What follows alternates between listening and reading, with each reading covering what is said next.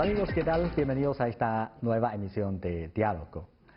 En 2020, la canción Mojito del artista Cheito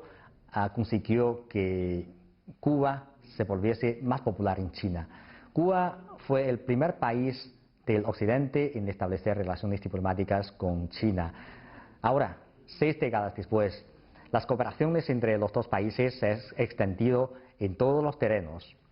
Hoy, en nuestra edición de la serie de entrevistas especiales titulada Hablan los embajadores, tenemos el gran honor de conversar con el señor Carlos Miguel Pereira, embajador de Cuba en China.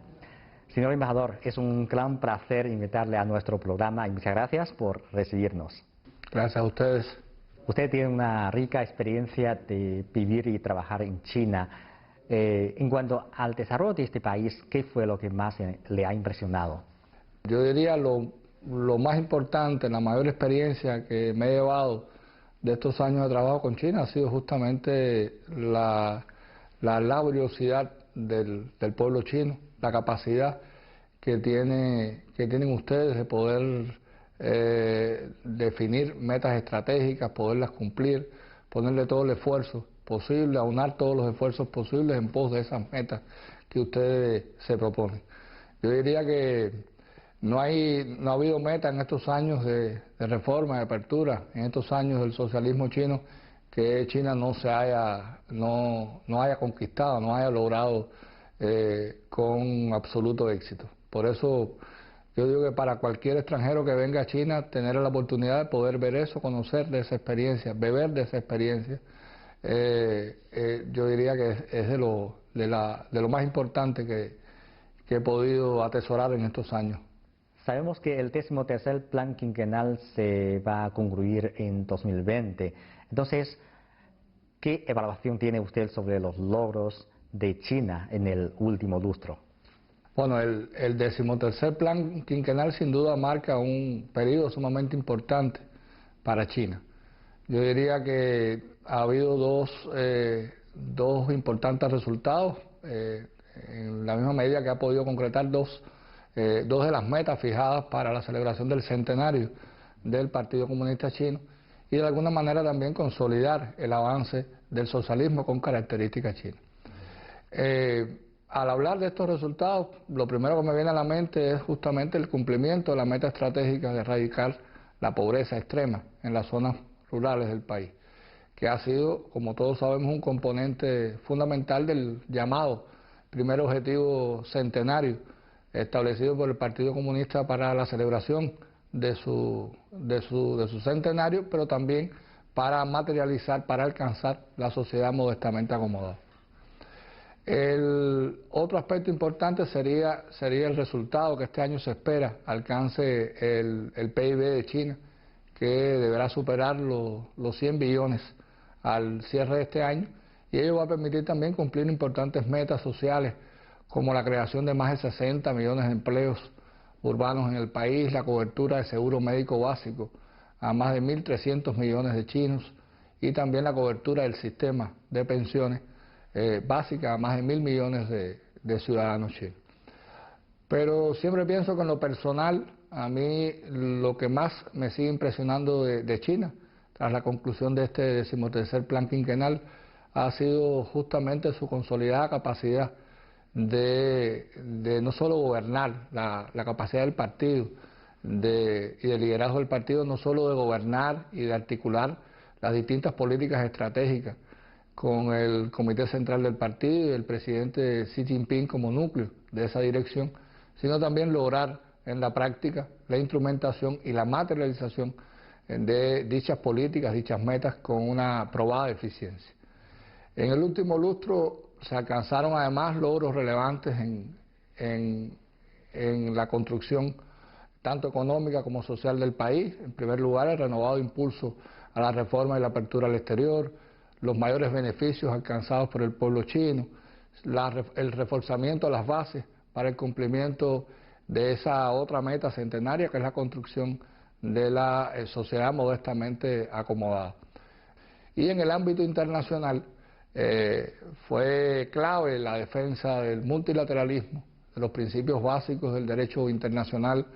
la solidaridad y la priorización de la cooperación, el firme rechazo al hegemonismo, a los bloqueos, al proteccionismo, a las políticas de fuerza, a los dobles raseros en la lucha contra el terrorismo, las campañas políticamente motivadas, las acusaciones infundadas, la estigmatización política con un claro enfoque xenófobo y discriminatorio y la imposición de un modelo único en el mundo, sin duda constituyeron también aportes relevantes a la paz, la estabilidad y el desarrollo mundial en correspondencia con la aspiración reiterada varias veces por el presidente chino de construir una humanidad de destino compartido. China ha comprometido que en 2020 va a erradicar la pobreza absoluta, y eso quiere decir que este país va a cumplir la meta de reducción de pobreza fijada por la Agenda 2030 del Desarrollo Sostenible de la ONU 10 años antes de lo previsto. Entonces, usted conoce muy bien sobre China y ha visitado muchos lugares. ¿Qué es lo que quiere compartir con nosotros respecto a los esfuerzos de China en la lucha contra la pobreza? En primer lugar, los logros alcanzados por China en la lucha contra la pobreza constituyen sin duda un excelente ejemplo para todos los países del mundo. En cuanto a la importancia de aunar todos los esfuerzos, todos los recursos posibles en ese propósito. Según datos oficiales, China logró sacar de la pobreza extrema en los últimos 5 años, que es el periodo de vigencia del 13º Plan Quinquenal, a más de 55 millones de personas en zonas rurales.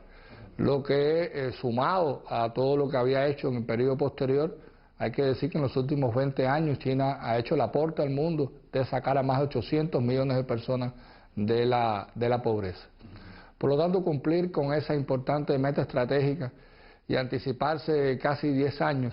años al cumplimiento de la Agenda 2030, de alguna manera valida la eficacia y la acertada política de planificación estratégica que ha seguido el Partido Comunista en cuanto a la solución de este importante flagelo. Yo he podido experimentar personalmente, he podido constatar personalmente el impulso otorgado por el presidente Xi Jinping como núcleo de la dirección del partido, pero también el gobierno a todos los niveles ha sido decisivo para derribar los obstáculos, lograr los éxitos alcanzados en la lucha contra la pobreza. En el presente año he podido tomar parte en medio de la COVID-19, en ocasiones que se nos han brindado, en 2 seminarios centrados en la lucha contra la pobreza, organizados por el Departamento Internacional del Comité Central del Partido en las provincias de Huizhou y Fujian, donde pude ver allí de primera mano los esfuerzos que se realizan a nivel de los gobiernos locales, a nivel de todas las instituciones chinas, para cumplir con ese propósito centenario. En otras visitas que he hecho a otras provincias, también he podido constatar que no se trata solamente de un objetivo aislado que corresponde a un grupo de provincias chinas, sino que es un objetivo transversal que abarca a todo el país, tanto las provincias de mayor desarrollo como las provincias de menor desarrollo. Incluye no solamente la mejoría de una situación de vida de determinados segmentos de personas, sino también el mejoramiento de infraestructura, el incremento de los ingresos de la población rural, la más pobre, el mejoramiento de las condiciones de vida, la elevación de la calidad de vida y la prestación de servicios también de alta calidad en materia de educación, en materia de salud. En Huizhou y en Fujian recuerdo, por ejemplo, que allí las políticas implementadas en los territorios han estado dirigidas también a potenciar el desarrollo local, las ventajas de cada localidad en correspondencia, por supuesto, con los elementos, los productos distintivos que caracterizan a esa zona. Y más importante aún, y garantía hacia el futuro, pienso ha sido la insistencia tanto del presidente Xi Jinping como del gobierno chino de hacer sostenibles estos esfuerzos. Es decir, no basta con sacar a la población de la pobreza, sino de alguna manera hacerlo sostenible en el tiempo, implementar un mayor número de medidas que posibiliten arribar a esa próxima etapa ya definida en el próximo plan quinquenal de construcción de un país socialista moderno. Se ha transcurrido 6 décadas las relaciones entre China y Cuba. Si le pedimos seleccionar una frase o una palabra para definir esta relación, queríamos saber qué palabras seleccionaría y cómo ve esta relación y en qué esferas cree que los dos países pueden avanzar aún más sus cooperaciones en el futuro. Las relaciones cubano-chinas tienen una profunda y sólida base histórica que se remonta a más de 170 años. Ha habido una contribución significativa a la nacionalidad y a la cultura cubana y a la lucha por nuestra independencia. Los vínculos cubano-chinos trascienden el ambiente puramente bilateral, o sea, los límites bilaterales, al haber sido Cuba el primer país de todo el hemisferio occidental en establecer relaciones con China, reconocer a la nueva China. Y aquella no fue una decisión más, sino el reflejo de una auténtica voluntad popular. Fue uno de los primeros actos de soberanía e independencia de la naciente revolución cubana. Cuba y China y la relación que han construido, de alguna manera también ha devenido modelo de los vínculos que propician la paz, la convivencia y el desarrollo entre las naciones, el establecimiento de un nuevo orden económico internacional más justo y equitativo y la construcción también de un mundo mejor y armonioso. Pienso que Cuba y China han establecido también un modelo de cooperación sobre bases de igualdad, de respeto y beneficio recíproco. Ambos países son además referentes mutuos en la construcción del socialismo con características propias, lo que propicia que hoy el intercambio de experiencias sea amplio y sistemático. De acuerdo a la costumbre china, 60 años es considerado ichazo, es decir, marca el fin de un ciclo de vida y el inicio de otro, sobre nuevas bases, visiones y valores compartidos. Las circunstancias excepcionales que ha impuesto la COVID-19, lejos de debilitar, ha fortalecido los intercambios, la cooperación mutua y la comunicación estratégica entre nuestros dos países, ratificándose el apoyo mutuo en los momentos más difíciles. Yo diría, China ha jugado también un papel importante en la construcción de la base económica cubana, mediante la financiación de importantes proyectos de infraestructura, de logística, para el desarrollo agrícola y la industria electrónica, entre otros, que en condiciones ventajosas han contribuido y siguen contribuyendo al desarrollo económico y social de nuestro país. Hay un número creciente de empresas chinas que están interesadas en tener una presencia mayor en la economía cubana. Por lo tanto, en un nuevo punto de partida histórico, que es el inicio de un nuevo ciclo de 60 años de relaciones bilaterales, ambos países sin duda continuarán reforzando su relación de buenos compañeros, buenos amigos, buenos hermanos, la confianza mutua y la promoción de los intercambios, la coordinación, la cooperación en todos los terrenos, bajo la dirección de ambos partidos comunistas y el consenso alcanzado entre los máximos dirigentes de ambos países. Yo diría que Cuba y China hoy están profundizando la comunicación y la coordinación estrecha y estratégica en asuntos de la agenda regional e internacional, en el esfuerzo común de mantener la paz y la estabilidad mundial y en la defensa de la justicia, la soberanía y el multilateralismo. En esta nueva etapa, China deberá consolidarse como el principal mercado de las exportaciones cubanas de bienes y de manera promisoria también en un destino importante de nuestros servicios médicos, educativos, con la presencia creciente de médicos y de profesores cubanos en varias regiones de China y amplias perspectivas también para los intercambios de otro tipo. Por lo tanto, si fuéramos a describir esta relación en una sola frase, diría que son relaciones entrañables entre amigos, camaradas y hermanos, basadas en el apoyo mutuo, la confianza recíproca y el beneficio compartido. En 2020, pese a la epidemia de COVID-19, China finalmente consiguió celebrar la tercera exposición internacional de importaciones de China. Que yo sepa, Cuba también participó a este evento. Entonces, ¿podría contarnos un poco sobre la participación de su país a este evento y qué evaluación tiene usted sobre los trabajos y esfuerzos de China para organizar y celebrar este evento? Bueno, Cuba estuvo representada en la inauguración de esta tercera edición de la Feria de Importaciones de China en Shanghái y en el Foro Económico de Hongqiao, que como todos sabemos tuvo una combinación entre presencial y virtual, debido a las estrictas regulaciones sanitarias en esta ocasión impuestas por la pandemia. Pues la CIE, ustedes conocen que este año adoptó la modalidad de semipresencial. No pudieron organizarse pabellones por país, por lo que las empresas cubanas no pudieron participar directamente, es decir, no pudieron viajar desde Cuba empresas cubanas para participar en esta edición.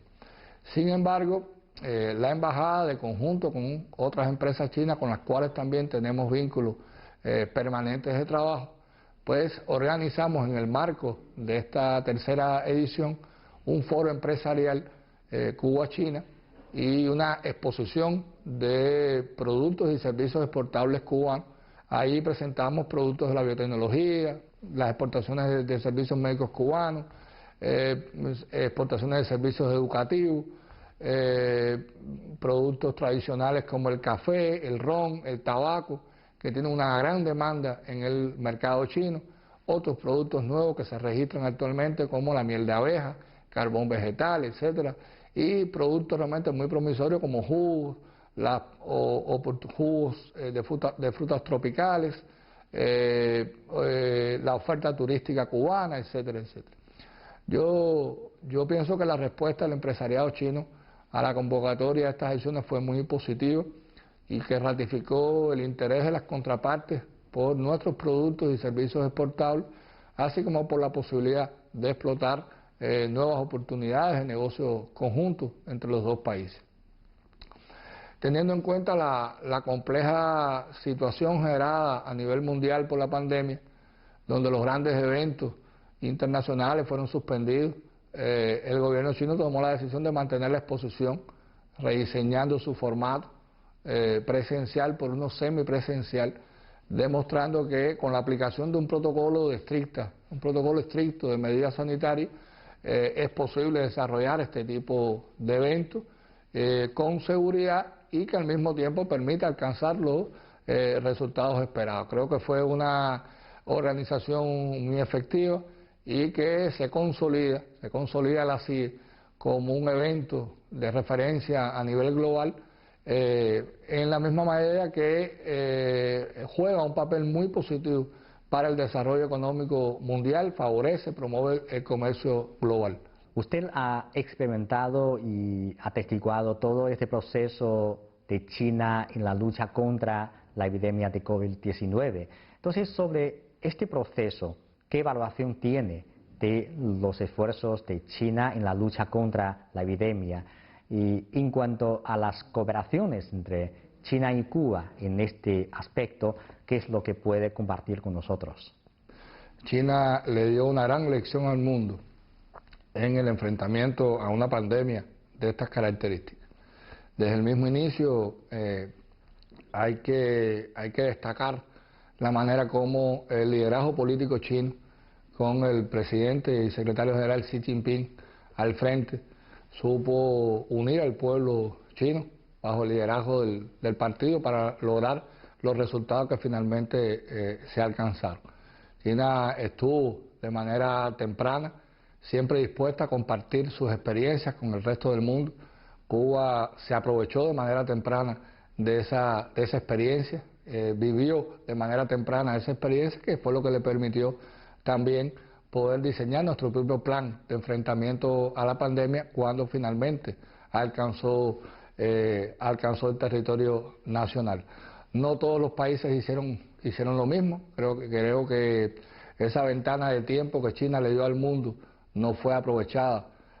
lamentablemente, por algunos gobiernos que a la larga han terminado siendo los gobiernos de peor gestión, de peor manejo de la pandemia en sus propios países. Yo diría que el manejo y control de la COVID por parte de China ha evidenciado o ha puesto en evidencia ante el sistema internacional como la práctica socialista, es decir, las ventajas de contar con un sistema socialista en el que se priorizan a los seres humanos, en el que se aunan todos los esfuerzos, todos los recursos en función de preservar la vida de las personas y se adoptan medidas integrales y efectivas para lograr ese enemigo común de la humanidad como es la COVID-19. La cooperación entre Cuba y China en materia de enfrentamiento a la pandemia pues se dio de manera muy temprana. En la misma medida que China también envió a muchos países expertos médicos para explicar en esos países cuáles fueron sus experiencias en el manejo de la pandemia, los protocolos médicos utilizados, y Cuba también en sus modestas posibilidades envió también brigadas médicas a casi 40 países en los cuales también más de 50 brigadas médicas prestaron atención médica ahí en las primeras líneas de atención y de combate a la COVID-19 en esos países. De manera temprana Cuba también propuso a las autoridades chinas cooperar en materia de enfrentamiento a la pandemia en terceros países. Una primera manifestación de ello se dio en aquellos países donde hubo presencia de brigada médica cubana, hubo presencia de equipos médicos chinos, donde ambos de alguna manera aunaron esfuerzos, coordinaron su trabajo allí, y al mismo tiempo también se ha venido cooperando en la investigación de nuevos productos para el enfrentamiento a la pandemia. Se ha venido trabajando en la elaboración de una cartera de proyectos para la complementación técnica, el escalado industrial, los ensayos clínicos, etcétera, en este sentido. Hay en estos momentos, a través del Ministerio de Ciencia y Tecnología, a través de las coberturas de proyectos de investigación conjunta que ofrece el Ministerio de Ciencia y Tecnología, se están desarrollando en este momento varios proyectos que tienen que ver con esta idea de trabajar conjuntamente en función del enfrentamiento a la pandemia. China y Cuba han demostrado al mundo también una gran capacidad desde la ciencia para aportar las soluciones a la pandemia. Es conocido hoy la situación, las 5 vacunas chinas que están ya en fase 3. Cuba también se encuentra en este momento con 4 candidatos vacunales, 2 de los cuales también van avanzando, están mucho más avanzados. Hay otros 2 que están recién comenzando ahora. China y Cuba han demostrado con su propia actuación la importancia de, en una coyuntura como esta, prestar atención en primer lugar a los seres humanos, colocar la vida de las personas por encima de cualquier otra prioridad, y yo creo que eso es lo que ha permitido obtener hoy, que ambos países tengan hoy los resultados que están teniendo. El turismo es un sector muy importante para la economía de Cuba, un sector, supongo que debido a la epidemia también ha sido muy afectado. Ahora, que yo sepa, la situación de Cuba ha entrado en una nueva normalidad después de una lucha contra la epidemia. Entonces, ¿está Cuba preparado para recuperar este sector y recibir los turistas internacionales? Bueno, en primer lugar, como tú sabes, el turismo es uno de los sectores priorizados dentro de la estrategia económica y social del país. Juega un papel realmente clave en la captación de los ingresos en divisas, que permite a la economía cubana hoy funcionar de manera estable. Desde hace ya algunas semanas se abrieron todos los aeropuertos del país al turismo internacional. Ya Cuba está recibiendo hoy turismo internacional de varios destinos, cumpliéndose adecuadamente todos los protocolos médicos establecidos. Es decir, los pacientes viajan con su PCR hecho antes de partir a Cuba, y cuando llegan a Cuba se repiten también sus PCR y se cumplen además con todas las medidas previstas en los protocolos establecidos. A partir de octubre, de mediados del mes de octubre, se inició en Cuba lo que se llama la etapa de la nueva normalidad, con el establecimiento de la actividad económica y social, con el reforzamiento de las medidas de vigilancia epidemiológica y el cumplimiento de las medidas sanitarias, con un plan de enfrentamiento específico a la pandemia que incluye elementos muy diversos, tales como igual que en China, digamos, el uso obligatorio de mascarilla, la limpieza y desinfección frecuente de los espacios y superficies, la realización con carácter obligatorio de los análisis de PCR para todos los visitantes en cada terminal aérea del país, aérea o portuaria del país, análisis que en el caso de los turistas se asume por el sistema de turismo de manera gratuita, es decir, los turistas no pagan por el PCR cuando llegan a Cuba, sino es asumido como parte de los servicios. Y puedo decirte que hasta ahora los resultados realmente han sido muy promisorios, se va restableciendo la confianza y sobre todo en la misma medida que se van restableciendo los vuelos a Cuba y las conexiones aéreas, pues este número de turistas comienza a crecer cada vez más. En el ámbito cultural, en los últimos años, los cigarros, la música, los paisajes naturales, pintorescos de Cuba se vuelven cada vez más popular y acogida entre los chinos. Y en 2020 la canción Mojito hace que Cuba se volviese más popular entre los chinos. En cuanto a las cooperaciones y intercambios culturales entre los dos países, ¿qué opinión tiene usted? ¿Qué recomendaciones tiene sobre cómo mejorar estos intercambios entre China y Cuba en el sector cultural? Bueno, a ver, en efecto, la cultura está en la base de nuestras relaciones. Es decir, cuando usted hurga en la cultura tradicional cubana, usted va a encontrar ahí maneras como esa migración china de hace más de 100 años, de alguna manera también se ha ido produciendo un sincretismo cultural. Por ejemplo, hay un ritmo muy conocido en Cuba que es la conga oriental, esa conga o la rumba. Esa conga oriental o rumba de alguna manera es imprescindible, un instrumento de origen chino, que es los cubanos llamamos la cornetica china. Y así vas a encontrar muchos elementos en la base cultural de nuestro país, de la nacionalidad cubana, que de alguna manera bebe de esa influencia inicial que tuvieron los primeros emigrantes chinos en Cuba. Es una prioridad para ambos gobiernos también persistir en la creación de espacios para mantener un fluido intercambio cultural entre los dos pueblos, la promoción del conocimiento de las tradiciones culturales de cada país. Se creó recientemente acá en China también el primer centro de intercambio cultural China-Cuba. Esperamos llevar esa experiencia también a otras provincias, a otras regiones del país, de manera tal de que se creen como pequeños espacios para difundir aún más esa cultura cubana, aprovechando, como bien tú dices, la avidez que hay de conocer más sobre la cultura cubana, la música, los bailes, los cócteles, como el tan mencionado Mojito. Yo creo que de la misma manera que Mojito se convierte hoy en un gran evento cultural, un fenómeno de masas en China, a partir de la canción del artista Zhou Zhilun y el show, yo creo que dice mucho de las perspectivas promisorias que hay, de las oportunidades que hay en cuanto a profundizar el intercambio cultural entre los dos países. Cuba es un país de múltiples influencias. Cuba es un crisol de cultura, como se dice. Por lo tanto, es una mezcla de cultura europea, cultura africana, cultura asiática, y eso de alguna manera se conecta también con las necesidades culturales de China, que también es un país que es un crisol de cultura, de muchas influencias, de muchos patrimonios que de alguna manera definen su esencia. Y ahí yo creo que está una base importante para continuar ampliando las relaciones culturales entre los dos países.